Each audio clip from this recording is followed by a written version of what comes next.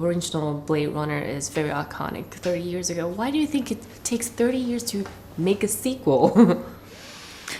I think it was just such a big film, and it had such a cult following that I would understand that you wouldn't want to touch a beautiful film like that too early. And also, I think they just didn't have the right story to tell yet.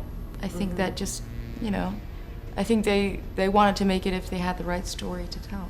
So this is probably the time, right? After, a lot of things are, for the technology and everything is more complete. Oh yeah, it goes so fast. It's incredible. And the original one's pretty dark. How about this one? Do you feel pressure during shooting? Because everything is very dark and, very heavy. I like dark and heavy. My favorite film is La Pianiste from Haneke, and I love dark and heavy films and beautiful performances like Isabelle Huppert in that one. But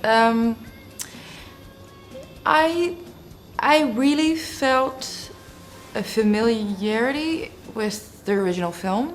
When I stepped on set, I really felt.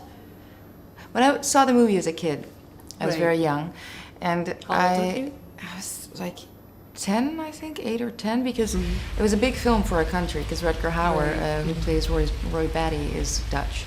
So for our country, it was a big thing. And I remember everybody seeing it. And me and my family saw it too, and I was watching the film. I had my breath stuck in my throat the whole film, and I remember coming to set and seeing the big set designs and the light. And I remember that feeling coming back from being a kid. So it definitely has the same feeling in my mind and my recollection. It is definitely exciting and scary at the same time as well, this film. Yeah. When you mentioned that you first saw it when you were a kid, you feel pressure. Do you still feel the same to the film? Definitely, yeah. I really felt I was stepping into the Blade Runner world. I think Dennis Gassner has done a wonderful job with his sets. Every time we went onto a new set, we would talk about it. We'd discuss, like Ryan and Harrison and Anna, like, what do you think this set will look like?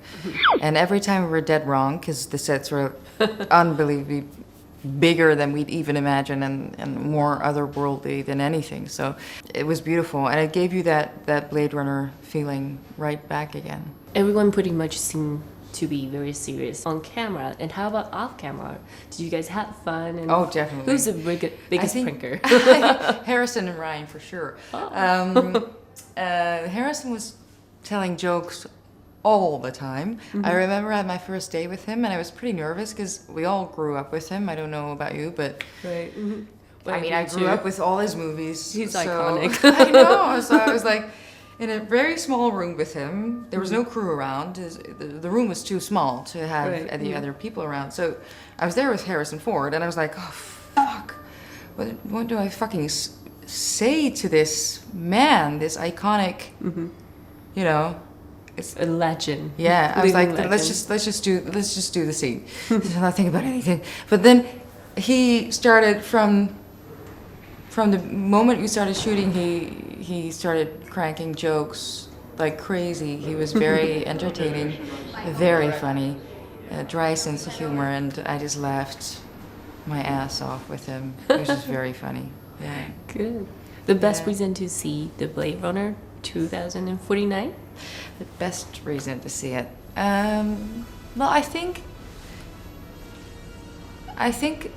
the search for identity in this film is a big theme, and I think in this day and age, even audiences that are not sci-fi lovers, that they will really identify with Kay's character, played by Ryan Gosling, because he's in search for his identity, as are other characters like me. I love the character that I play. And I think in this day and age, with all the social media, it's hard to find your true identity, because you're constantly overwhelmed by beautiful pictures of people, and the most perfect lives. And and I think for teenagers these days, it's hard to find their identities. And I think as an audience, it's a beautiful story in that sense as well. the best reason I heard today from you. Yeah, Good thank job. you. Thank you. Bring it to me.